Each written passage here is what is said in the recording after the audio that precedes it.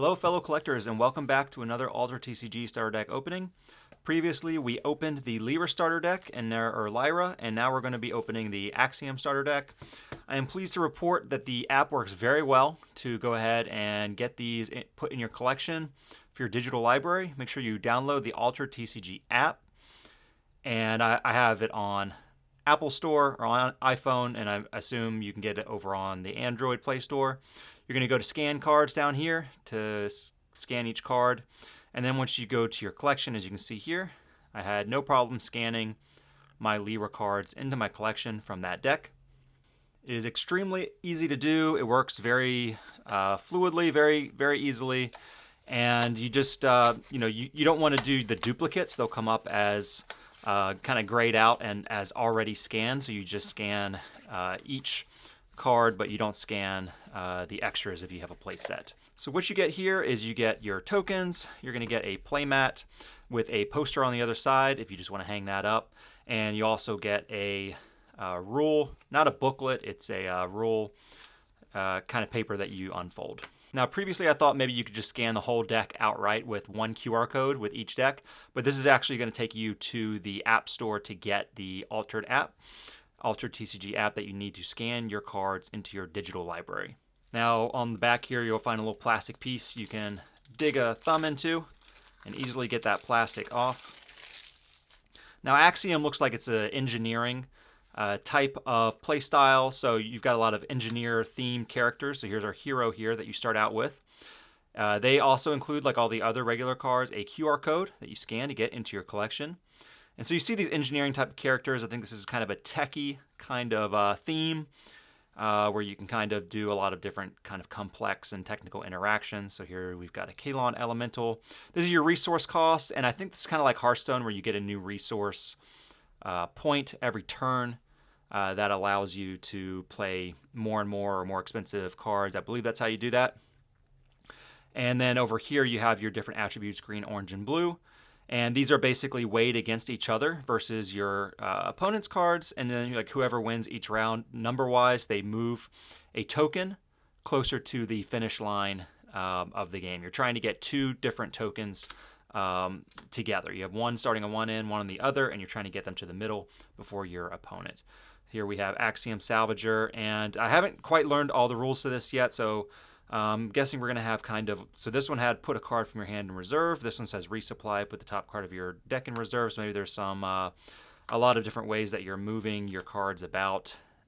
This is just a basic character here. Look, we've got Amelia Earhart. That's cool. So you have historical characters, kind of like fairy tale creatures. There's Robin Hood, Lady of the Lake, different kinds of, I guess, characters from different lore and different mythos and things like that. So Foundry Armorer. So here you're creating a robot, 2/2/2 brass bug. So same as the armorer here. That's cool. And it looks like we have maybe play sets of 3. Maybe that's the most you can have of a particular card, as many copies.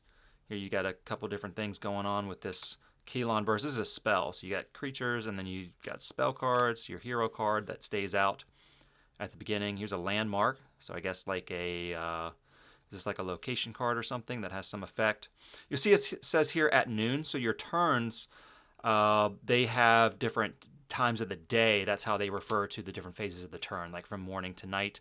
And you go to different days. I really like that. It kind of adds like, some immersion to it because you have location cards that you're with different terrain and things where you're actually moving your tokens throughout, and then you have different times of the day. So it kind of creates like a little bit of an ambiance or an environment around you while you're playing, which I think is really neat.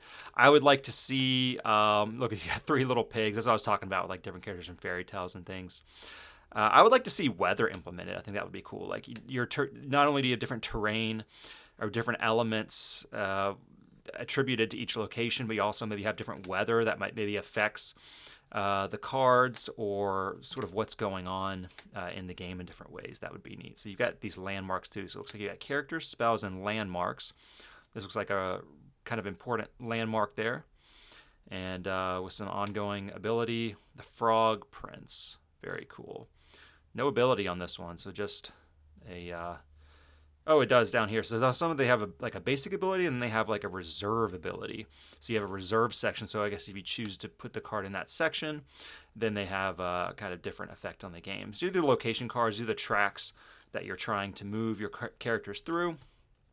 To have your two companion tokens meet up to win the game. And I like that aspect of it as well. You're not fighting each other. You're just both kind of moving through the worlds, and you're interacting with each other to try to, stop the other person from getting there before you, or so you just get there first. So we've got some token cards there. You get a couple rule cards, and then these are some additional cards, I guess.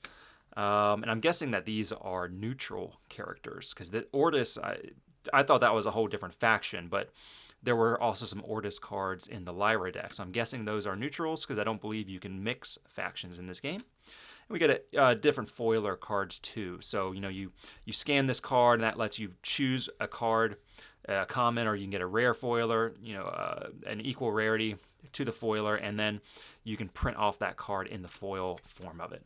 All right, thanks for watching, and I'll see you in the next one for another starter deck opening.